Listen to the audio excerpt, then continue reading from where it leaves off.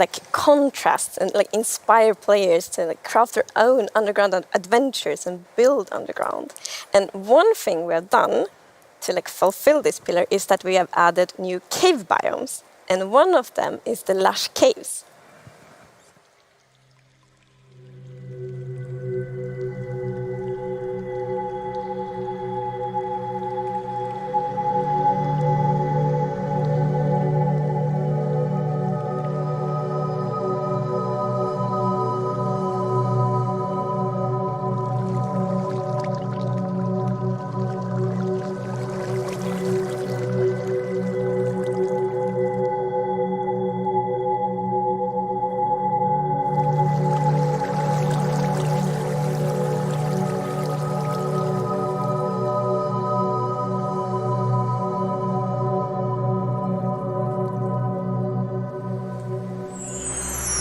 It's so beautiful. It doesn't feel cave-like.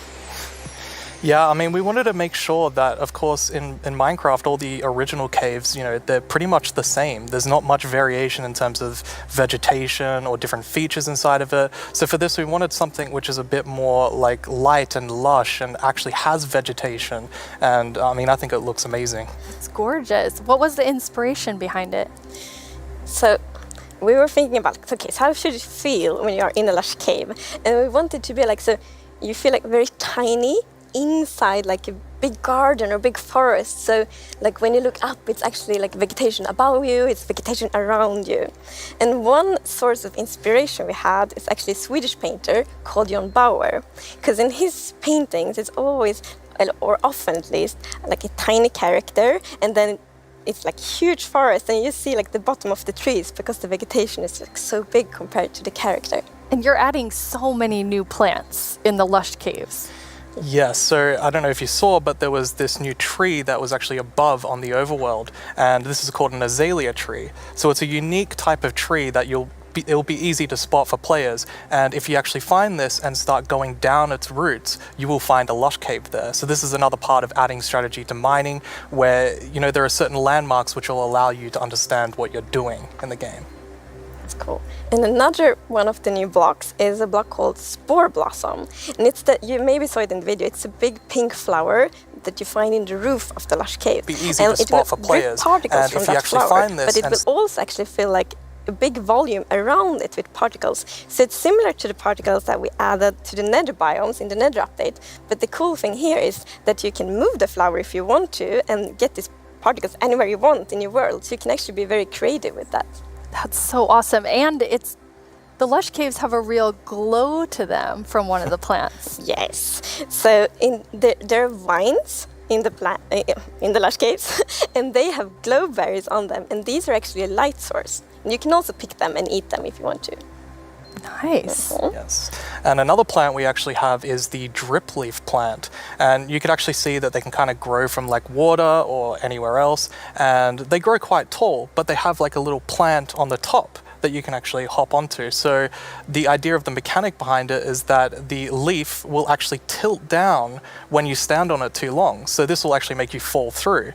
However, after a few seconds, it'll come back up. So it's kind of this like platforming block that allows you to just, you know, continue platforming over and over again, which I hope is really exciting for, you know, content creators making maps. Yeah, you can build like your own platforming levels, and then they will repair themselves. That's kind of neat. It's so beautiful in there. And there's actually a mob coming to the lush caves. Yes, there is. But we will actually not tell you about this mob now, because in the end of the show we will show even more features coming to the Caves and Cliffs update. And then we're gonna show that mob. This is the first time we have so much that we're actually splitting the update section into two, at the beginning and towards the end of the show. It's amazing. Yeah, it's exciting. You've also worked on improving the cave generation. Yes. Yeah, so as you can see here, I mean, this is drastically different to what caves used to look like. And there's definitely still the old style of caves, but we wanted to make sure that there was much more variety in the sort of caves and the shapes and the sizes you could get. And even here, you can see that there's some water underground. Yes. So we actually added something we call local water levels. So in one cave might find like a cave lake, and another cave might not have that one. And this also means that we get naturally generated waterfalls, which is so pretty.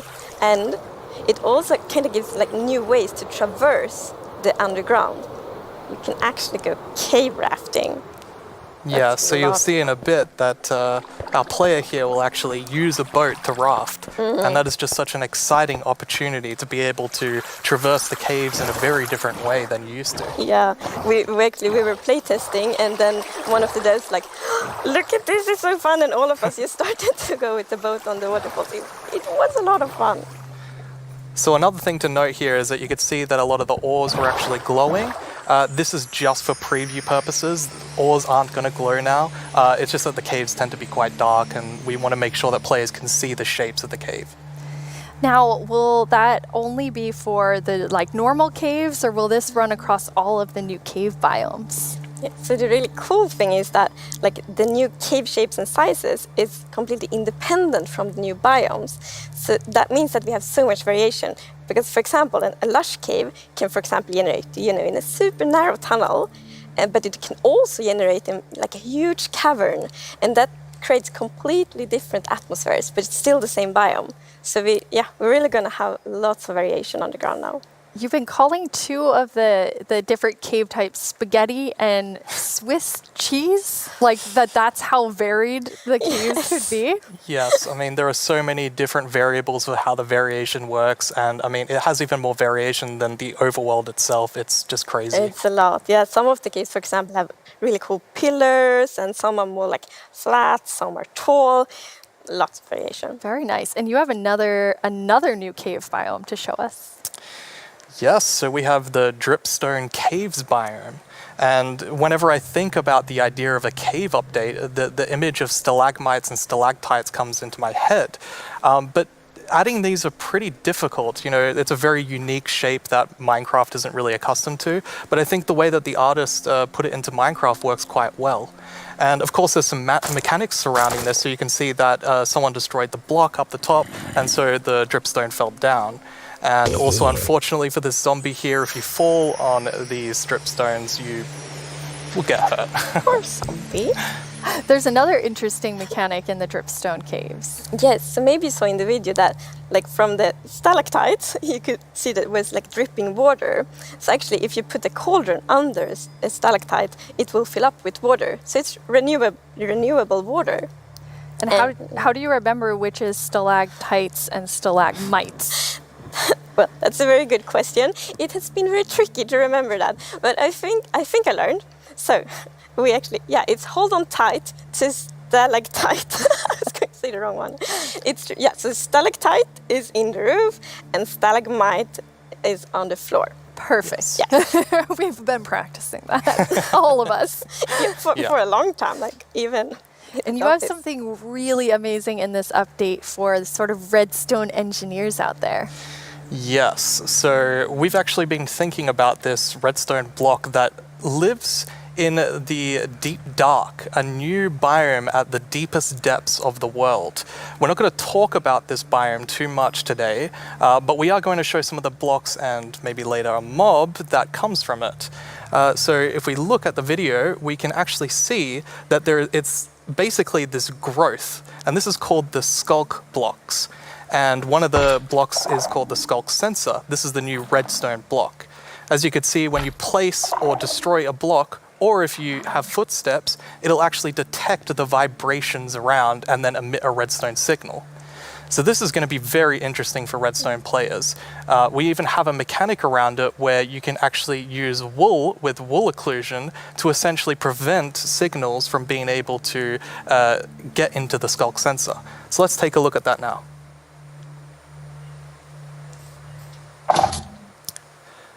And as you can see here, I walked next to the skulk sensor, and it's actually kind of doing an infinite loop where the piston is causing a vibration, and then it's activating the skulk sensor and going over and over again.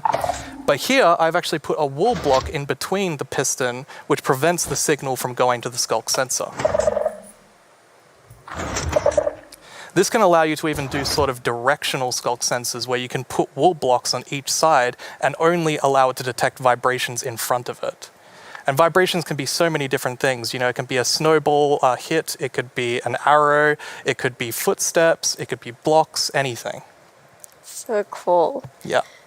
And another thing, we had a bit of a happy accident with this because we realized that we get wireless redstone thanks to the skulk sensor. Yes. So, and we didn't even plan to add it, but then when we started playtesting, we're like, wait, we got wireless redstone, and that's so exciting. And well, you can just build so many cool things with that. It's going to be exciting to see what the community will build. Yeah, you're really looking for community feedback to make sure this feels great for everyone. Absolutely. I think because this is such a unique mechanic, we really want to make sure that we get it right. And, you know, we love the redstone community and we want to make sure that we do it right. So any feedback you have, any ideas, send it to us and we will work with you to make this the best block that it can be. And now, we said there's another mob coming later, but I think it's time for a new mob coming to the Caves and Cliffs update. It is. And this is a very scary mob. And it lives in the deepest of the underground, in the deep dark. And this is a very dark place. And the cool thing is that this mob is very well adapted to the environment. So it can't see anything. So it's the first blind mob in Minecraft. And that's very interesting because it gives such interesting mechanics. So instead, it will react to vibrations, just like the skulk sensor block. So if you aren't very careful when you walk around in the deep dark, you might upset that mob. Yeah, with this mob, we really wanted to make sure that we kind of recaptured that feeling of the first night of Minecraft. And we can often forget that Minecraft can be a pretty scary game. So we wanted to make sure that we could kind of go back to that. I mean, caves can be scary, they're dark. And all I'm going to say is that when you go into the deep dark, I want to make sure that you're very quiet and watch closely for the warden.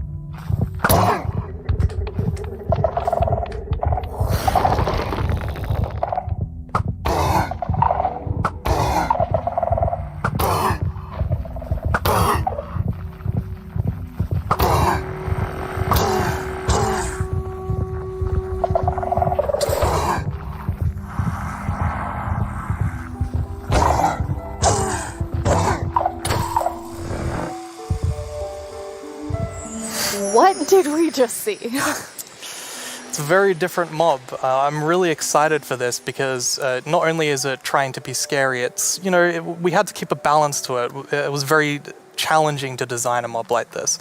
Another thing that's really important to note is in that video, I was wearing full netherite armor, so it's very powerful. You That's definitely a want to watch dangerous out. Yeah.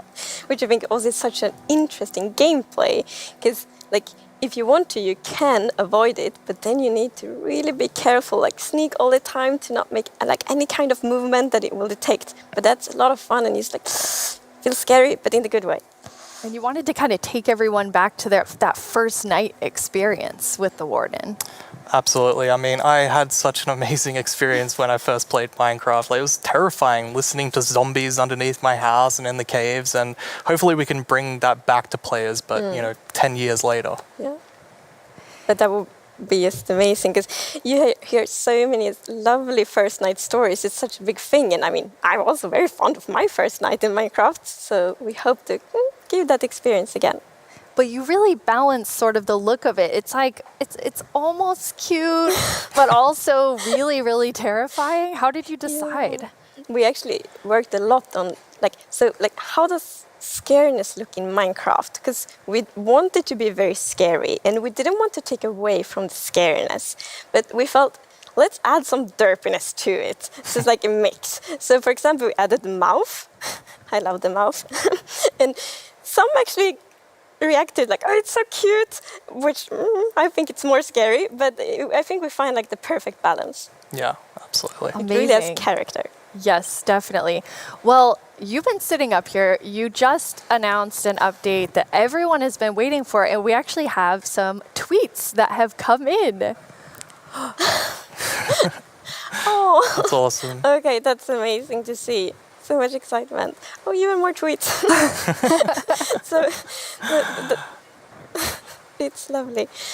It's like we really developed this game together with the community, and now to see that people are so happy, that feels so good. Yeah, honestly, it's such a privilege to work on a game like this and an update like this, and we just love this game, and we want to make the best update that we can for everyone. Yeah. Thank you so much, Agnes and Brandon. That was a lot of amazing new things. Don't forget that we have another segment full of even more cave updates later on in the show. Now let's head over to our Minecraft Live correspondent, Vu Bui.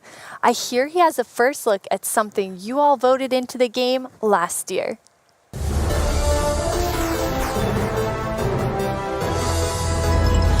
Hello, Minecrafters of the world. I'm Vu Bui, and I'm here once again to help all of you at home to choose a mob that will go into Minecraft.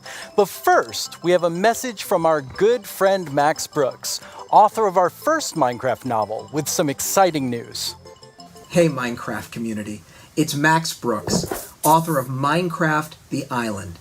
Thank you so much for embracing my book, and I hope you'll enjoy the sequel, Minecraft: The Mountain, where our character leaves the island and paddles to a strange snow-covered world and discovers another castaway, and together the two of them have to find their way home. Minecraft: The Mountain, coming out in 2021, available for pre-order right now. And as always, thank you for embracing all Minecraft books. That sounds awesome! Another Minecraft novel, and this one's called The Mountain. Speaking of mountains, remember last year's vote? It was a fierce competition, but the mountains won after 2 intense rounds of voting. Well, I have a sneak peek into what your vote is bringing to Minecraft on the cliff side of the Caves and Cliffs update. Goats. They're both mischievous and adorable at the same time. As you can see, they live on the mountains, and if you aren't careful, they might knock you off. They also have excellent jumping skills. We'll also get better mountain generation with spectacular and more dramatic mountains with height-dependent generation. That means things like tree lines and mountaintops that will be more challenging with lots of snow and ice. And speaking of snow, yes, it will be snowier. We will also have a new block called Powder Snow, which will be a kind of trap block. It looks similar to snow, but if you or a mob walk on it, you will fall right through. Now let's talk about this year's vote. We have 3 awesome mobs for you to choose from. And to introduce them, we once again have Tiny Agnes and Tiny Jens. Let's see what they have to show. Oh. Bees and moonblooms are friends, just like we are. Right, Agnes? These friendly cows live in the flower forest biome, yellow as sunshine and covered in beautiful flowers. What's not to like about these beautiful bovines? We are friends, right, Agnes? Why do we have to record these videos on an actual mountain? They are animated. The isolager is a new illager that lives on mountain tops. It's a hostile mob that attacks you with clouds of flying ice. You did pack the supplies we need to survive the night up here, right, Jens? Do you ever wish Minecraft's oceans were glowier? Not me. I always wish for world peace. Sure you do. Well, wish no more. Meet the glow squid. Wow. What was I meant to say again? Vote for Minecraft? Can't talk. Must admire glow. Agnes, Jens, it's really distracting. They're so tiny and they're so susceptible to distraction. Hopefully that won't happen to you. Now let's go over how... Hello? Oh, hi, Tiny Agnes. Yeah, no, I'm live right now. Oh, okay. Well, you really shouldn't read too many internet comments. But, okay, I'll tell him. Okay, bye. Tiny Agnes would like everyone to know that she and Tiny Jens are, in fact, good friends. Okay, where was I? And why do people keep leaving phones around the studio? Now, let's go over how you can be a part of what is likely to be an epic showdown. Don't let this decision be made without your voice. Be ready to cast your votes. First, make sure you have a Twitter account. If you don't, go to twitter.com, sign up for an account, and make sure you're logged in. I'll let you know when the voting starts. Then you'll need to go to the Minecraft Twitter account to find the latest poll. Think carefully, debate with your friends and family, make a decision, then click on the mob you want to make it into Minecraft. There will be 2 voting sessions, and I'll let you know when each one begins. For now, just be ready and keep dreaming of victory for your favorite mob.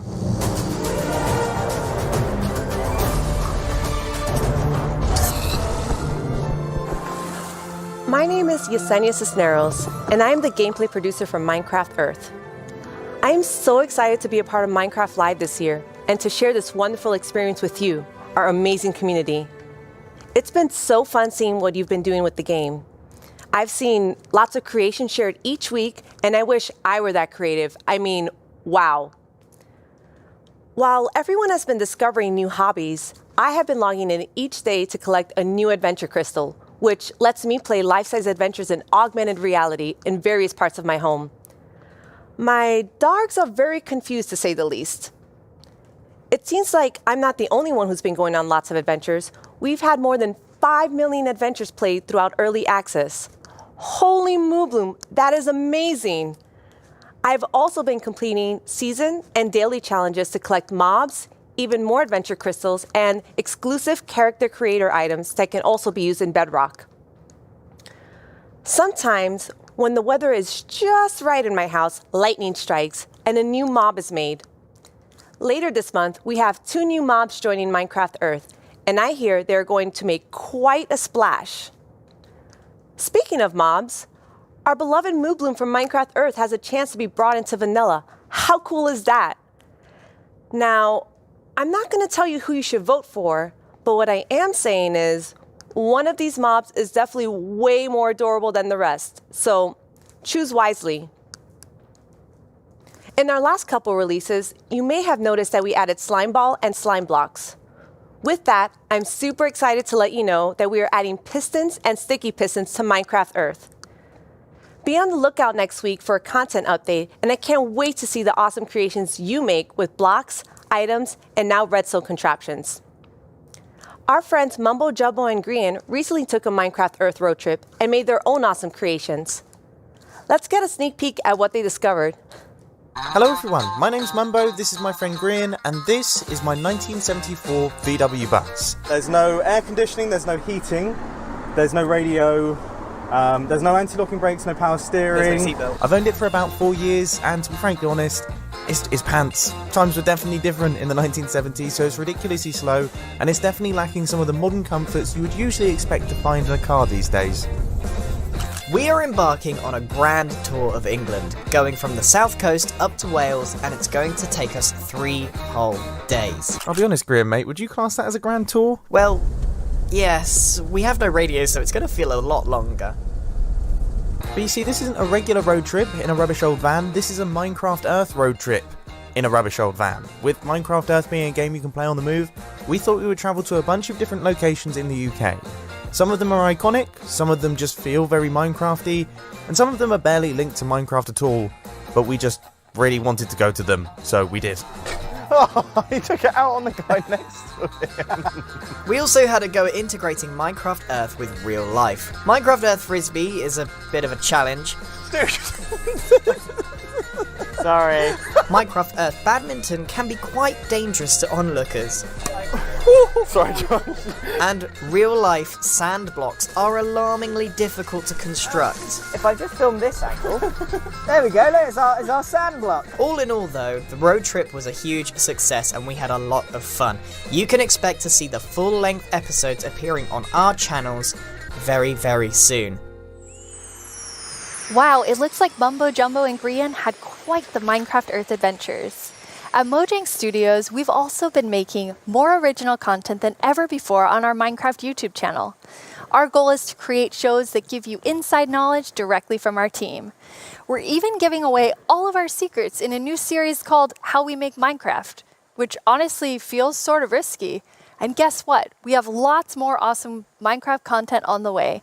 Here's a look at what shows you'll find on our channel.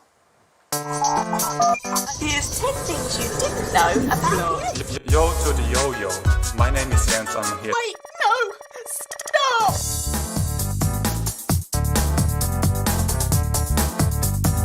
How can Steve punch cactus without getting hurt? I know a cactus has pricklies, but punching a tree probably hurts too. Everyone just starts panicking.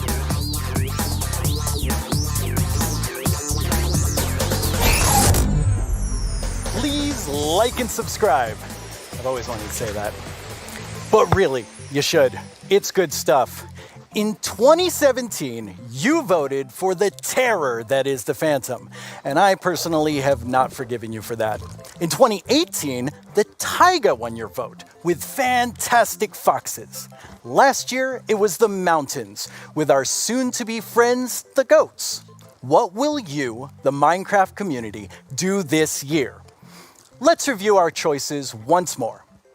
I was inspired by some of the amazing handcrafted things I've seen made by our community over the years. So I decided to make my own versions of our 3 mob choices. Hi, babies. For illustrative purposes. I think I did a pretty great job. Took me 3 months each. Anyway, all the way from Minecraft Dungeons, we have the Iceologer. They make clouds of ice that smash down on whomever they are attacking. Not quite as chill as they look. From Minecraft Earth, we have the adorable Moo Bloom.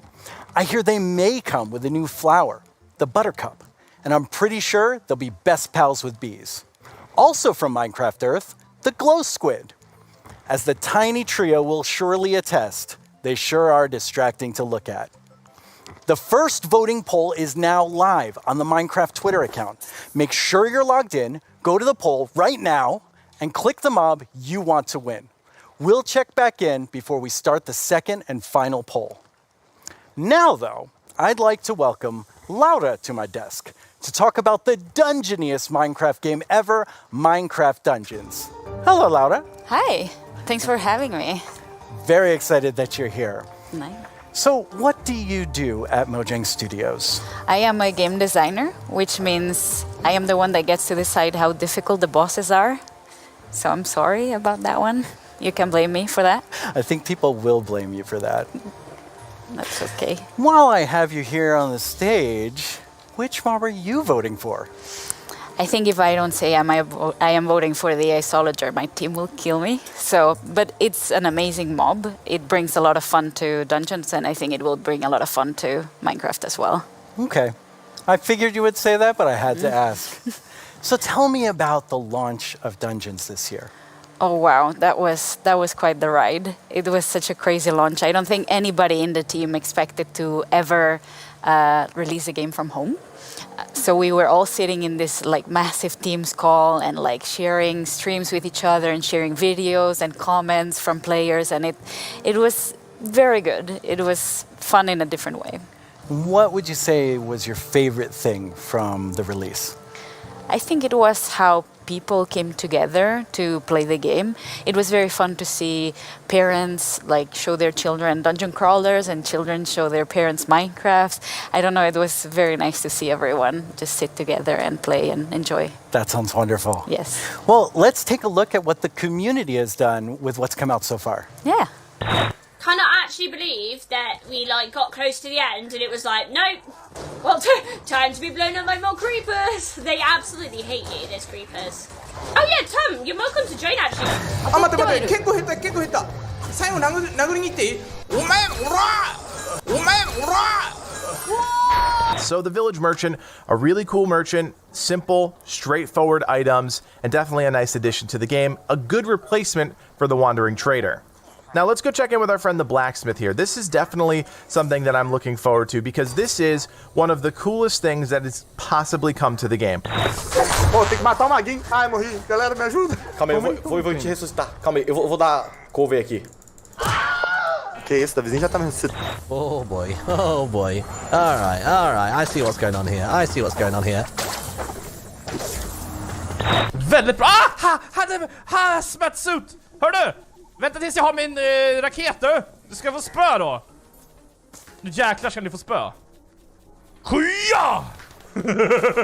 Stop killing the pandas, you monster!